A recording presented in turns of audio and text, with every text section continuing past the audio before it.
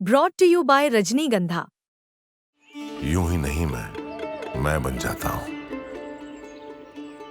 कुदरत के कोने कोने से खूबियां खोज लाता हूं।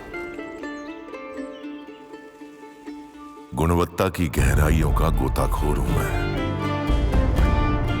पर उम्दापन की नई ऊंचाइयों को छूना चाहता हूं मैं। यूं ही नहीं मैं रजनीगंधा बन जाता हूं।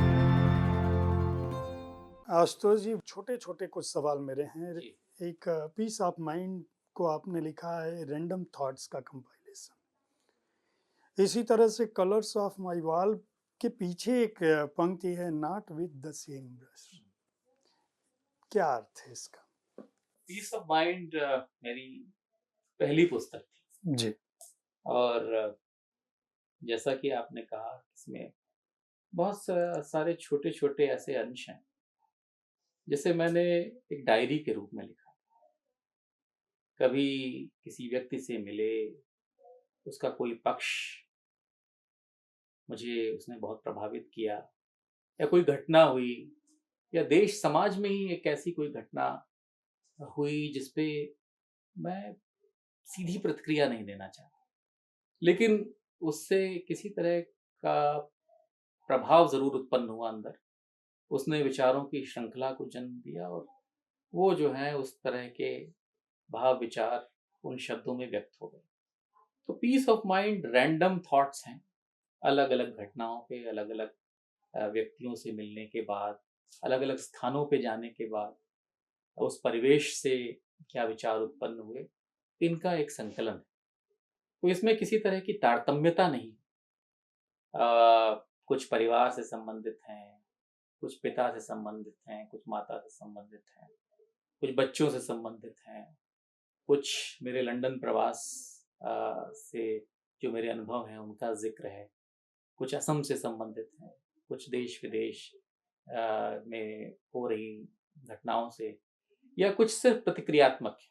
जैसे कि आपसे मैं मिला और मुझे इस बात ने बहुत प्रभावित किया कि आपने अगर जीवन में दो पक्षों को या दो छोरों को मिलाने की बात कही तो उसके क्या अर्थ हो सकते हैं। इस पर मैं अपना कुछ सोचने के बाद अगर प्रतिक्रिया देता हूँ तो वो उस पेज का जन्म होता है।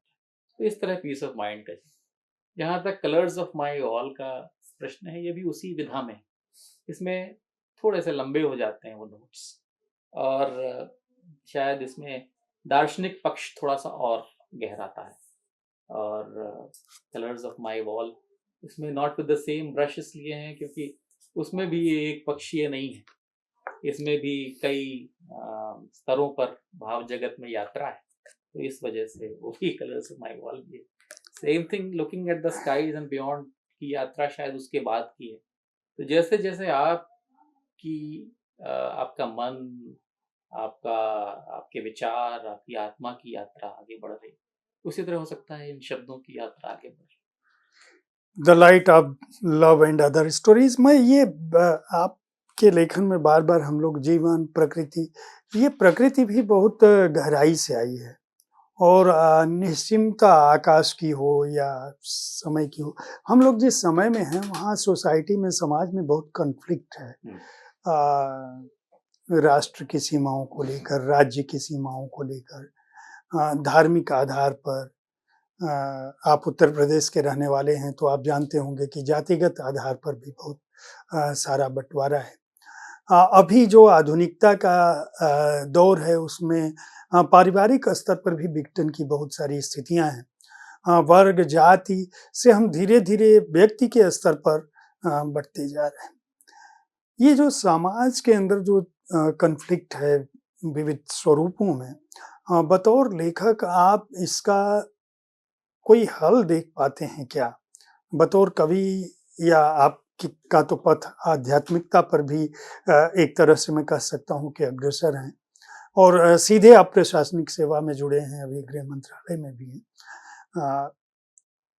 जो मनुष्य का, जिसको हम आदर्श मनुष्य की जो कल्पना या कामना हम करते हैं, या हम जो कह सकते हैं कि पिछले अरबों वर्षों का, करोड़ों वर्षों की जो हमारी यात्रा है, उसमें मनुष्य आज जहाँ पहुँचा है हमारा जो आदर्श स्वरूप था, आदर्श मनुष्य की जो बात है जिसमें करुणा, संवेदना, जो हमारे जितने भी पूर्वज महान लोग हुए हैं, अगर हम कृष्ण से शिव की बात आप कर रहे थे, शिव के पास तो जो भी हम उनकी परिकल्पना कर पाते हैं, कहीं कोई भी भेद नहीं है। बुद्ध के यहाँ भी नहीं है, राम के यहाँ भी नहीं है।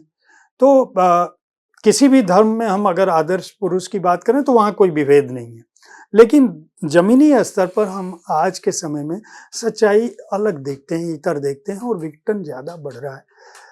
क्या आप बतौर लेखक, बतौर कवि किसी ऐसे समय की कल्पना कर पाते हैं जिसमें मनुष्य अपने श्रेष्ठतम रूप में होगा, जहाँ कोई हिंसा, घृणा, द्वेष नहीं होगा? क्या ऐसी स्थिति संभव है आने वाले समय में? कविता में और कवि के लिए तो हमेशा ही ये स्थिति संभव होती है और इसीलिए शायद उस कविता का जन्म होता है, क्योंकि वो तो उस आदर्श की कल्पना करके ही और उस आदर्श को अपना ध्येय बनाकर ही लिख रहा है। लेकिन ये भी सच है कि जो आपके इर्द गिर्द हो रहा है या घट रहा है, क्या आप उससे अप्रभावित हैं?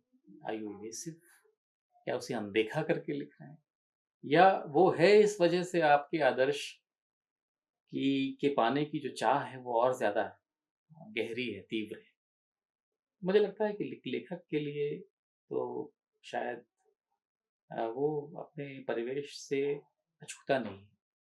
वो उसी परिवेश में रहकर उन तमाम तथ्यों, सत्यों को जानते हुए उस आदर्श की साधना कर रहा है। अपनी कविता से, अपने लेखन से यदि वह किसी भी सकारात्मकता का प्रसार कर सकता है, किसी एक व्यक्ति को भी बेहतर बना सकता है, उसके अंदर जो बिखराव है, जो विघटन है, उसको दूर कर सकता है, कम कर सकता है, तो उसके लेखन की सार्थकता है। आपने बड़ी अच्छी बात कही कि जो मनुष्य की आकांक्षाएं हैं और उन्होंने तमाम संघर्षों को जन्म दिया है, और उसी के साथ साथ जो उसकी पहचान ढूंढने की प्रवृत्ति है, उसने भी उसको तमाम इकाइयों में बांटा है। हर व्यक्ति, सब में देखा जाए तो सबसे पहले तो एक व्यक्ति ही था। जन्म हुआ था तो उसकी सिर्फ वही पहचान थी कि वो किसी के यहाँ जन्मा हुआ एक बच्चा है। उसके बाद उसको समाज ने, परिवार ने, उसके परिवेश ने अलग अलग पहचाने दी। जैसे लेकर गालिब कहते भी, जब मैं था वह कुछ न था तो खुदा था, कुछ न होता तो खुदा होता, डुबोया मुझको होने ने, न मैं होता तो क्या होता। तो उन तमाम भेद विभेद के बीच जो एक होने का भाव है, उसकी साधना भी, या उस लक्ष्य की साधना भी साहित्य और कविता अवश्य करता है। मुझे यहाँ पर टी.एस. एलियट ने द वेस्टलैंड लिखी है, उसमें उन्होंने अंत में, अब वो द्वितीय विश्व युद्ध की विभीषिका के बाद के विश्व में, और जो विश्व में जो खालीपन है, जो एक उसके अंदर बिखराव है या अपूर्णता है, उसको लेकर लिखी हुई वो कविता है द वेस्टलैंड। और उसमें अंत में जो कवि का जो संदेश है, वो आपको जानकर अच्छा भी लगेगा कि बृहदारण्यक उपनिषद के एक प्रसंग का उल्लेख वो करते हैं कि जिसमें प्रजापिता की वाणी जो है वो तीनों लोगों के लिए, तीन लोग कौन कौन है, एक मनुष्य है, एक देव है और एक दानव है। और वो है कहाँ? वो हर मनुष्य के अंदर। तो वो सिर्फ जब उनके पास वो तीनों जाते हैं कि आपका हमारे लिए क्या संदेश है, तो वो तीनों को दा बोलते हैं, दा। और हर के लिए दा अलग अर्थ रखता है। किसी के लिए दत्त है कि दो, बी गिविंग, किसी के लिए दम्यत है, कंट्रोल, या किसी के लिए दयाधम, गाइडनेस। तो शायद मतलब ये अभिलाषा हर साहित्यकार की रही, हर मनीषी की रही कि संसार बेहतर हो, मनुष्य और सुंदर बने, और इस तरह के जो बिखराव है, विभेद हैं, वो कम हो, एक आदर्श समाज की रचना हो। यही तो साहित्य की साधना।